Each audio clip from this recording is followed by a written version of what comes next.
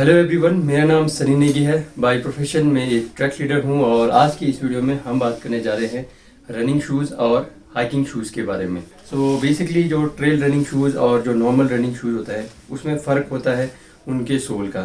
सो जो running shoes होते हैं उनमें सोल में आपको बहुत कम लग्स या ट्रेड पैटर्न मिलते हैं, जिसकी वजह से उनमें ग्रिपिंग नहीं होती है। इसके कंपेरेटिवली अगर आप ट्रेल रनिंग शूज़ को देखेंगे तो उनका जो सोल होता है उसमें आपको लग्स पैटर्न मिलते हैं, जो कि एटलीस्ट 4 to 5 मिलीमीटर उनमें डीप ग्रूव्स होती हैं, जिसके कारण वो स्लिपरी सरफेस में आपको ग्रिप देते हैं। अदरवाइज़ अगर आप ऊपर से देखें तो ऊपर इनके मैश पैटर्न होता है स्पोर्ट्स शूज़ की तरह, ऑलमोस्ट सारा कुछ स्पोर्ट्स शूज़ की तरह सिमिलर ही होता है। सो एज अ बिगनर जब भी आप आउटडोर के लिए शूज़ लेने का सोचते हैं तो उस समय ज़्यादातर जब आप ऑनलाइन आर्टिकल्स पढ़ते हैं या फिर किसी आउटडोर शू स्टोर पर जाते हैं तो वहाँ पर जो भी रिप्रेजेंटेटिव होते हैं वो आपको जनरली दो तरह के शूज़ दिखाएंगे। उनमें से एक होगा ट्रेल रनिंग शूज़ और एक होगा हाइकिंग बूट्स।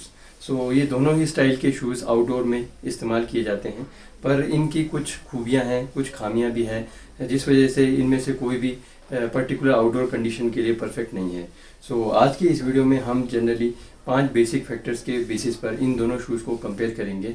सो उनमें से पहला फैक्टर है वेट, दूसरा है एंकल सपोर्ट और फीट प्रोटेक्शन, तीसरा है कंफर्ट और ब्रीदेबिलिटी, चौथा है ट्रैक्शन और ड्यूरेबिलिटी और पांचवा है प्राइस पॉइंट। सो इनके बेसिस पे हम देखेंगे कि किस तरह का शूज़ किस तरह की आउटडोर एक्टिविटीज़ के लिए परफेक्ट या फिर आइडियल है। शुरुआत करते हैं वेट कैटेगरी के साथ।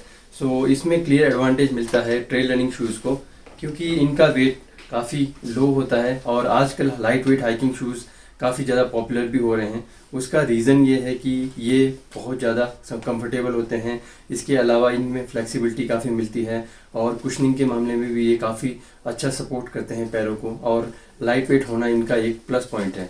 हालांकि प्लस पॉइंट हाइकिंग बूट्स के भी होते हैं, पर इनका इस्तेमाल आज के समय में जो मोस्ट डिमांडिंग टेरेन्स होते हैं, जहाँ पर रॉक, आइस, स्नो सब मिलते हैं, वहीं पर ही रह गए हैं। सो उसका रीज़न ये है कि आउटडोर के रिगार्डिंग एक बहुत ही मशहूर कहावत है, 1 pound on your feet is equal to 5 pound on your back. So इस कहावत की शुरुआत 1953 में जब सर एडमंड हिलेरी ने माउंट एवरेस्ट को सक्सेसफुली क्लाइंब किया था, उसके बाद शुरू हुआ।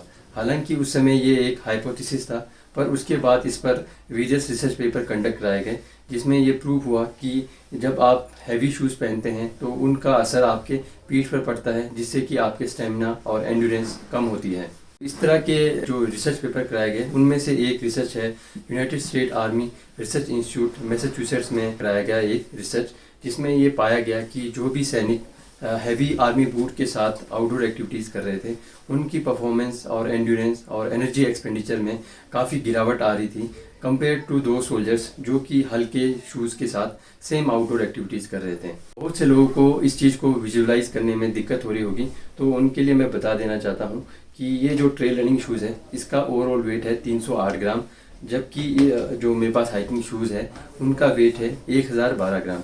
मतलब ये कि जो ये 700 ग्राम है वो आपके एनर्जी एक्सपेंडिचर को अफेक्ट करता है।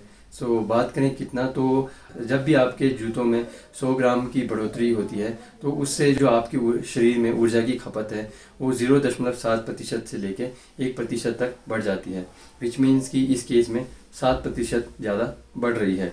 ये चीज़ नॉर्मल ट्रैकर्स को इतना महसूस नहीं होगा, पर जब आप हाई एल्टीट्यूड ट्रैक्स पर जाओगे या ट्रैक एक्सपीडिशन या समिट एक्सपीडिशन पे जाओगे तो उस समय जो आपको स्नो बूट्स पहनने पड़ते हैं उस समय ये ज़्यादा चीज़ महसूस होगी, क्योंकि उनका ओवरऑल जनरली अगर आप वेट देखेंगे तो वो 2 से लेके 3 साढ़े 3 kg तक पूरा एक जोड़ी में होता है, विच मीन्स कि वो आपके एनर्जी का 20 से 25% तक यूज़ कर लेते हैं। सेकंड फैक्टर है एंकल सपोर्ट और फीट प्रोटेक्शन।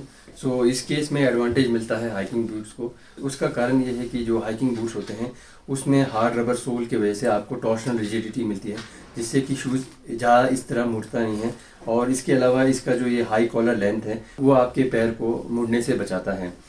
इसके अलावा जब आप इसका अपर एरिया देखते हैं तो यहाँ पर वेरियस मेम्ब्रेन चढ़ाई जाती है, चाहे वो इंसुलेशन के लिए हो या वाटर मेम्ब्रेन हो या फिर आउटर सिंथेटिक या लेदर फैब्रिक हो। वो काफ़ी ज़्यादा हार्ड होता है, जिस वजह से आपको अगर ऊपर से कुछ पत्थर या लगे तो वो उसमें पैर आपका सुरक्षित रहता है। इसके कंपेरेटिवली अगर आप ट्रेल रनिंग शूज़ को देखेंगे तो इनका जो सोल होता है वो काफ़ी ज़्यादा सॉफ्ट होता है कंपेयर करें अगर आप हाइकिंग बूट से, तो इस वजह से होता ये है कि वो नीचे से इतना प्रोटेक्शन नहीं दे पाते हैं।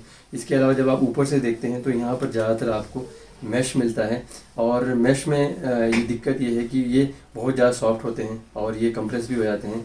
इस वजह से ये आपको ऊपर से किसी तरह का प्रोटेक्शन नहीं प्रोवाइड करते हैं।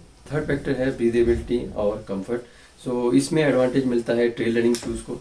उसका कारण ये है कि जो ट्रेल रनिंग शूज़ के सोल होते हैं वो जनरली थोड़े सॉफ्ट रबर या सॉफ्ट मटेरियल से बनते हैं।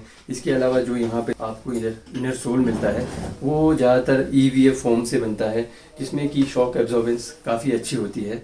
हालांकि अगर आप अच्छे ब्रांड जैसे कि ASICS या मेमट जैसे ब्रांड्स के अगर आप ट्रेल रनिंग शूज़ लेते हैं तो उसमें आपको डिफरेंट जेल टेक्नोलॉजी या एयर टेक्नोलॉजी मिलती है, जो कि शॉक एब्जॉर्ब करने में और भी ज़्यादा अच्छी होती है। इसके अलावा बात करें इसके ब्रीदेबिलिटी की, तो यहाँ पर आप देख सकते हैं यहाँ ज़्यादातर आपको मैश पैनल मिलता है, जिससे कि आपके पैरों को थोड़ी हवा लगती रहती है, पसीना नहीं आता है। जबकि कंपेयर करें हम हाइकिंग बूट से, तो हाइकिंग बूट्स का जो सोल है वो हार्ड रबर का है, तो इस वजह से वो आपको बॉटम से किसी तरह का कंफर्ट प्रोवाइड नहीं करेगा। हालांकि वो सपोर्ट ज़रूर प्रोवाइड करते हैं। कंफर्ट के मामले में हाइकिंग शूज़ का एक डिसएडवांटेज ये है कि इसमें जो वेजेस 2-3 वाटरप्रूफ या आउटर सिंथेटिक लेयर्स चढ़ाई जाती है, इंसुलेशन चढ़ाई जाती है, उसके कारण ये काफ़ी ज़्यादा हार्ड होते हैं। इस वजह से अगर आप हाइकिंग बूट्स की प्रॉपर फिटिंग चेक ना करें तो ऑन ट्रेल ब्लिस्टर्स या ब्रूजिंग होना बहुत ही आम बात है। जो भी वाटरप्रूफ शूज़ होते हैं वो आपको बारिश के पानी या बाहर के पानी से ज़रूर बचा सकते हैं, बट इसका मतलब ये नहीं है कि वो आपके पैरों को सूखा रखेंगे। जितने भी वाटरप्रूफ शूज़ लेंगे उनके अंदर एक दिक्कत ये है कि जब आप चलते हैं तो पसीना बहुत आता है और इनमें पोर्स होते नहीं हैं, तो ब्रीदेबिलिटी बिल्कुल नहीं होती है। और पसीने का एक डिसएडवांटेज ये है कि उसमें माइक्रो ऑर्गेनिज्म उगते हैं, जिससे कि जब आपका ट्रेल ख़त्म होता है तो आपके पैरों में बहुत ज़्यादा बदबू रहती है। यही कारण है कि कंफर्ट और ब्रीदेबिलिटी के मामले में hiking boots trail running shoes के मुकाबले कहीं पर भी नहीं टिकते हैं। फोर्थ फैक्टर है ट्रैक्शन और ड्यूरेबिलिटी। इसमें क्लियर एडवांटेज मिलता है हाइकिंग बूट्स को।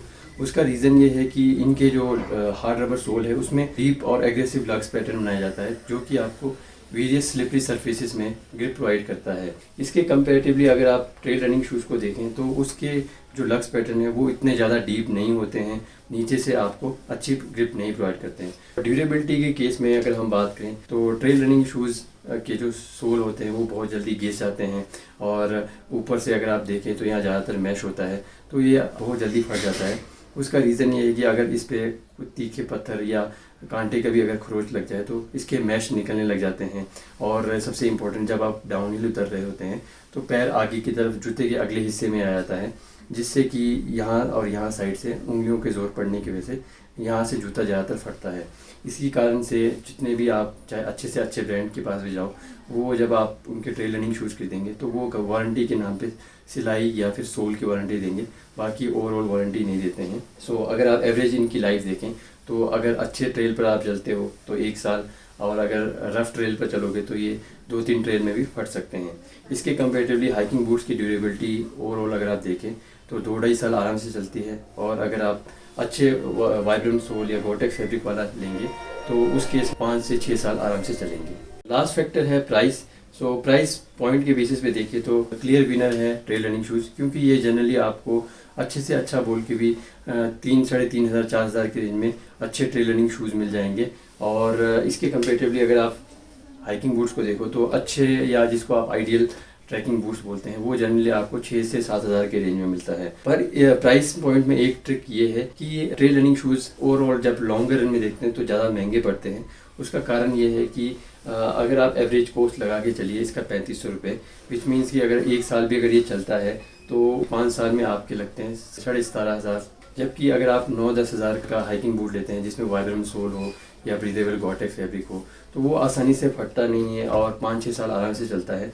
तो 5 साल के स्पेन में जब आप देखेंगे तो ट्रेल रनिंग का कॉस्ट आपको पड़ेगा 17,500 और हाइकिंग बूट्स का कॉस्ट पड़ेगा आपको 10,000 रुपये। सो ये तो था ओवरऑल कंपेरिजन वेरियस फैक्टर के बेसिस पे। अब बात करते हैं कि आपको कौन सा शूज़ लेना चाहिए। सो इसका आंसर है कंडीशन वाइज। सो पहला केस है, जब भी आप किसी ऑनलाइन वेबसाइट के थ्रू अपना ट्रिप बुक करते हैं तो वहाँ पर जो भी ट्रेल होता है उससे रिलेटेड आइटनरी दी जाती है। उस आइटनरी में आप देखेंगे कि जियोग्राफी, ट्रेल के जो एरिया है, कितना रफ़ है, उस बेसिस से उसे रेटिंग दी जाती है कि वो इजी है, मॉडरेट है या टफ़ है। तो अगर आप इजी ट्रैक कर रहे हैं जो कि जनरली 3000 या 3500 मीटर से नीचे की हाइट पर होते हैं, तो उस केस में ट्रेल रनिंग शूज़ आपके लिए बेस्ट है, क्योंकि ये सॉफ्ट होते हैं, कंफर्टेबल होते हैं, फ्लेक्सिबल होते हैं और कुशनिंग के मामले में भी आपके पैरों के लिए बेस्ट रहते हैं। और ब्रीदेबिलिटी है तो पैरों में पसीना वगैरह की दिक्कत नहीं आती है। सेकंड केस है कि अगर आप 3 से 4 ट्रैक करना चाहते हैं और हाई एल्टीट्यूड ट्रैक्स या फिर विंटर ट्रैक्स करना चाहते हैं, तो उस केस में हाइकिंग बूट बेस्ट ऑप्शन है। उसका रीज़न ये है कि उसमें आपको डीप एग्रेसिव लग्स पैटर्न मिलते हैं जो कि स्लिपरी सर्फेसिस में आपको ग्रिप प्रोवाइड करते हैं। ऊपर आपको वाटरप्रूफ मेम्ब्रेन मिलता है जो कि सॉफ्ट स्नो के केस में अंदर पानी नहीं आने देता है। तीसरा और बेस्ट ऑप्शन है आप दोनों ही शूज़ लें। सो बेसिकली मैंने आउटडोर के लिए एक हाइकिंग शूज़ रखा है और 700-800 का नॉर्मल रनिंग शूज़ होता है वो रखा है। उसका एडवांटेज ये है कि जहाँ तक ट्रेल अच्छा होता है वहाँ तक, या मुझे रिवर क्रॉसिंग करनी हो तो उस समय मैं ये पहनता हूँ, क्योंकि इसमें ज़्यादातर आप देख सकते हैं मैश है, तो इस वजह से पानी अंदर आ भी जाए तो जल्दी निकल जाता है और जल्दी सूख जाता है। और वेट की बात करें तो ये ऑलमोस्ट एक स्लीपर के वेट के बराबर होता है। और सबसे बेस्ट पॉइंट इस शूज़ का ये है कि जब आप कैंप साइट पर पहुंचते हैं तो वहाँ पर पसीने वाले जूतों से थोड़ा सा आपके पैरों को रेस्ट मिलता है, इसमें थोड़ा हवा आता रहता है तो पैर थोड़ा कंफर्टेबल रहते हैं। और जब ट्रेल थोड़ा रफ होने लग जाए तो इस तरह के हाइकिंग शूज़ आप पहन सकते हैं, उससे नीचे से जो कंफर्ट होता है वो भी बना रहेगा। अगर आपके हाइकिंग शूज़ अच्छे ना हो तो उससे आपका एक्सपीरियंस ख़राब, या फिर अगर एंकल ट्विस्ट हो जाए तो वहीं पर आपकी जर्नी ख़त्म हो जाती है। सो जब भी शूज़ लें कि इन फैक्टर्स को ज़रूर कंसीडर करें। अगर आप किन्नौर या स्पीति साइड आ रहे हैं और कैंपिंग या हाइकिंग गियर्स खरीदना चाहते हैं तो आप रिकांगपिओ में केशवा के जो आउटडोर स्टोर है उसको विज़िट कर सकते हैं। शॉप का एड्रेस मैं डिस्क्रिप्शन बॉक्स में लगा दूंगा। आई होप ये वीडियो आपके लिए इन्फॉर्मेटिव और हेल्पफुल रहा होगा। Thank you very much. Have a good day. Bye bye.